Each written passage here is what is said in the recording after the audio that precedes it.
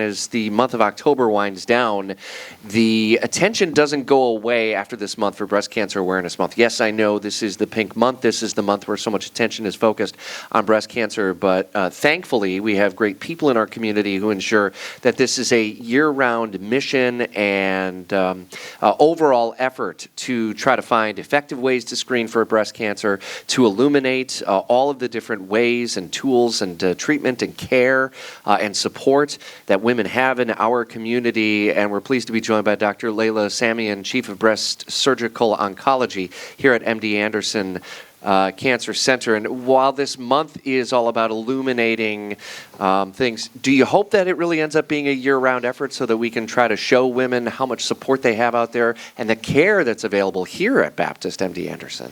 Absolutely. I think, we just want to make sure women remember to do their mammograms, because as women, we get busy taking care of everyone else. And you just want to remember to don't forget to take care of yourself and put your health first and do your screenings. Because when you do your screening mammogram, if a cancer has happened to be found, it will be found at an earlier stage, which is curable most of the time. So it's more likely to be curable if it's caught early.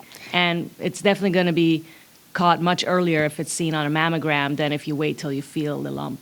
Dr. Samiian, what are some of the advancements that have been made in the detection screening? Because I think a lot of women look at I don't think they forget about it. I think they just don't want their breast shoved in like a pancake anymore. But that technology has changed a lot over the years, right? So the mammograms, they're like x-rays of your breast. But now we have 3D tomosynthesis. So most places will do, it's like 11 cuts. Even though it looks like you're doing 1-2 pictures, those pictures are actually being done 11 cuts through the breast. So it's like a movie that looks through and through your breast. So it's a lot more accurate than it used to be. There's automated whole breast ultrasound that can, add to your screening as a supplement to your mammogram. It doesn't replace the mammogram, because the mammogram will pick up things that the ultrasound can't pick up. The ultrasound sometimes can pick up things the mammogram can't pick up. So they're kind of used in conjunction for women who have very dense breasts or at high risk. They can add that. Breast MRI is used for women who have high risk for developing breast cancer, such as if they have a family history, abnormal biopsies in the past, or genetic mutations. They can do breast MRIs, which is really ultimate screening, but again, it won't pick up calcifications that a mammogram can pick up. So all those tests are used in conjunction with each other for us to be able to detect abnormality sooner. And you mentioned dense breasts. What does that mean for people who don't know? So about half of the women have more gland than fat in their breast. And so x-rays can see easily through the fat. They can't see as well through dense, fibrous breast tissue. So younger women have more gland. As you get older, the gland will shrink up when you go through menopause, and it'll get replaced with more fatty tissue. So mammograms are easier to see through fatty tissue. So older women, their mammograms are a little more accurate than women with young, dense breasts. And men are not off the hook, right? Men can get breast cancer as well. The risk for men getting breast cancer is much, much lower. It's like 1 or 2% versus 13% for women. When you first meet a woman here who has had the diagnosis, how does that process begin? How does your conversation begin with them as well? When they are diagnosed with breast cancer, basically we first, they are very fearful. So we first try to educate them, reassure them, kind of see where their priorities are, what are some of their challenges in their life, et cetera, and also kind of educate them on breast cancer treatment in general. But breast cancer treatment these days is very individualized based on the tumor biology. So one person's cancer is not the same as another person's breast cancer. And so these days we're looking at DNA level, multiple various factors to determine how to treat your particular breast cancer. So not everyone is treated exactly the same. And when should women start getting screened for breast cancer, and how often should they get screened for breast cancer? So American College of Radiology, American Society of Breast Surgeons, they all recommend to start at 40 and screen every year. We would recommend that women, family history, get risk assessment done, between 25 to 30 years old, so they can determine if they're high risk. Because high risk women may need to have genetic testing, may need to start earlier, may need to have supplemental screening. But generally, 40 for the average person. The mission here at Baptist MD Anderson Cancer Center is making cancer history. While it might not happen in our lifetimes per se, what's giving you encouragement and hope that at the very least the best possible care is available without having to travel, that it can happen right here in Jacksonville?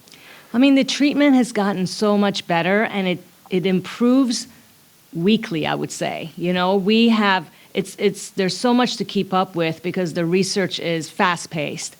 So the medications and the drugs are just getting better and better. So some patients who were diagnosed with stage 4, 10 years later, they seem to be cancer-free. And so we're wondering, did we cure this stage 4 breast cancer? So we're getting there.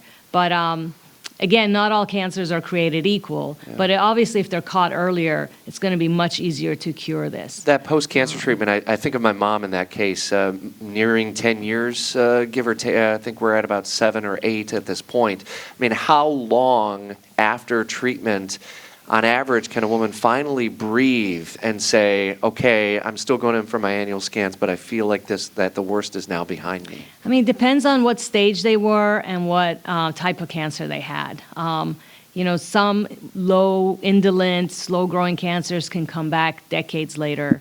Some aggressive cancers usually will come back, within 5 years. So if they don't come back in 5 years, they probably won't come back. Could a woman grow a new breast cancer? It's rare. It's lower chance than people think. But one of the main things, I think, prevention. I know we don't put enough emphasis on preventing getting cancer in the first place. So there's a lot of risk factors that we have control over. A lot of it has to do with our lifestyle. So maintaining a normal, healthy weight, eating whole foods, avoiding ultra-processed foods, avoiding exposure to chemicals, plastics, avoiding hormone replacement therapy if you're at high risk. Estrogen, progesterone together can increase a woman's risk of breast cancer. So definitely, if you are on hormones, you need to make sure your mammogram's negative before you get pellets injected or anything like that. So those are some of the factors we have control over that we don't pay enough attention to. Alcohol increases risk for breast cancer significantly.